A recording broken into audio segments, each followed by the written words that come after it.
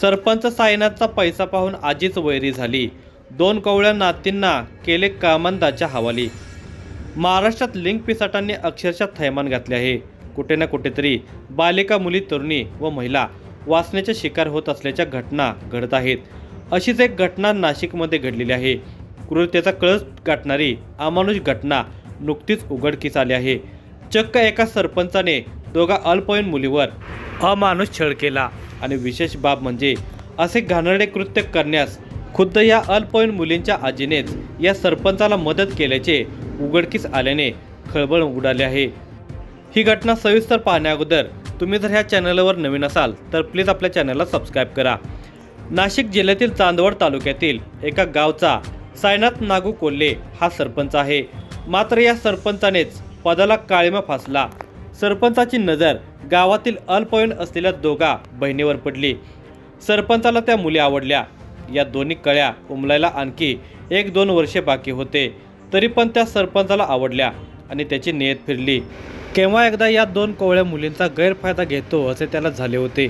मग त्याने या अल्पवयीन मुलींच्या आजीला गाठले। त्या नीच नराधमाने अत्यंत निर्लज्जपणे आपल्या मनातील इच्छा तिच्याजवळ व्यक्त केली। सुरुवातीला तिला ते ऐकून वाईट वाटले, पण त्याने तिचा अंदाज घेत तिला पैशांचेही आमिष दाखवले। पैसे म्हटल्यावर आजीची हे नियत फिरली। मार्च 2023 मध्ये सरपंच व त्याचा जोडीदार संजय त्र्यंबक पवार या दोघांनी त्या मुलींची आजी संगीता मनोहर अहिरे हिला गाठले। तिला पैसे देऊन या मुलींचा ताबा मिळवला। त्यानंतर सरपंच सायनाथ कोल्हे याने ब्रह्मगिरी लॉज, त्र्यंबकेश्वर, नाशिक, शिर्डी जिल्हा अहिल्यानगर आणि विटावे या गावात नेऊन दोन्ही मुलींवर पाशवी गैरफायदा घेऊन आपली वासना शमवली। अशा तऱ्हेने त्याची इच्छा पूर्ण झाली, पण त्याला त्याची सवयच लागली। तो मुलींच्या आजीला पैसे देऊ लागला आणि त्या मुलींना कुठेही नेऊन मनसोक्त भोगू लागला। त्यासाठी या मुलींच्या आजीची मदत व सहकार्य मिळत होते। दरम्यान काही दिवसापूर्वी नेहमीप्रमाणे सरपंच सायनाथ कोल्हे आणि त्याचा साथीदार संजय पवार यांनी आजीशी संपर्क साधला। या 2 अल्पवयीन मुलींना पाठवून दे असे सांगत तिला पैसे दिले। तेव्हा या 2 मुलींना आजी संगीता अहिरे हिने सरपंच सायनाथ कोल्हे व संजय पवार यांच्यासोबत जाण्यास सांगितले असता त्या 2 मुलींनी त्यांच्यासोबत जाण्यास नकार दिला, कारण होणाऱ्या अत्याचाराने त्यांना खूप त्रास झाला होता। त्यांचा नकार ऐकून आजी संतापली। ती बळजबरीने दोघींना त्यांच्यासोबत जाण्यास सांगत होती, पण त्या दोघी तयार होत नव्हत्या। त्या 2 मुलींनी त्यांच्याबरोबर जाण्यास स्पष्टपणे नकार दिल्याने आजी त्यांच्यावर जास्तच चिडली। निव्वळ पैशासाठी आपल्या कोवळ्या नातींना आजी त्या नराधमाकडे पाठवत होते, पण त्या दोघी नकार देत असल्याने आजीने चिडून दोघींना हाताच्या चापटीने मारहाण केली। त्यांना शिवेगाळ व दमदाटी करत दोघींचा चावा घेतला। त्याशिवाय दोघींना घरात कोंडून ठेवले। पैशासाठी आजी आपल्या नातीचा बळी देत होती।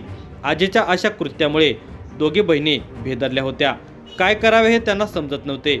मात्र घरातून कसे तरी बाहेर पडायला हवे असे त्या दोघींना ठरवले। घरात 2 मुलींना कोंडून आजी बाहेर गेल्याचे दिसताच दोघींनी खूप खटपट करून घराचा दरवाजा उघडला आणि आपल्याला कोण वाचवेल असा विचार करत त्या 2 अल्पवयीन मुलींनी चांदवड पोलीस ठाणे गाठले।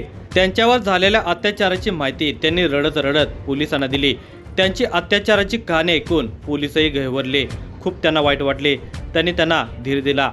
चांदवड पोलीस ठाण्याचे पोलीस निरीक्षक कैलास वाघ यांनी महिला पोलीस कर्मचाऱ्यांना सांगून त्यांची फिर्याद नोंदवून घेतली।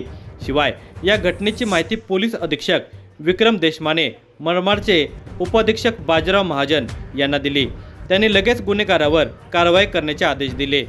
चांदवड पोलीस ठाण्याला सरपंच सायनाथ नागू कोल्हे, त्याचा साथीदार संजय त्र्यंबक पवार आणि मुलींची आजी संगीता मनोहर अहिरे या तिघांच्या विरोधात बालकांचे लैंगिक अपराधास प्रतिबंध, अत्याचार व अनुसूचित जाती जमाती अत्याचार प्रतिबंधक कायद्याखाली गुन्हा दाखल करण्यात आला। पोलीस अधीक्षक विक्रम देशमाने यांच्या मार्गदर्शनाखाली मनमाड विभागाचे पोलीस उपअधीक्षक बाजीराव महाजन यांनी तपास करत 3 आरोपींना गजाआड केले।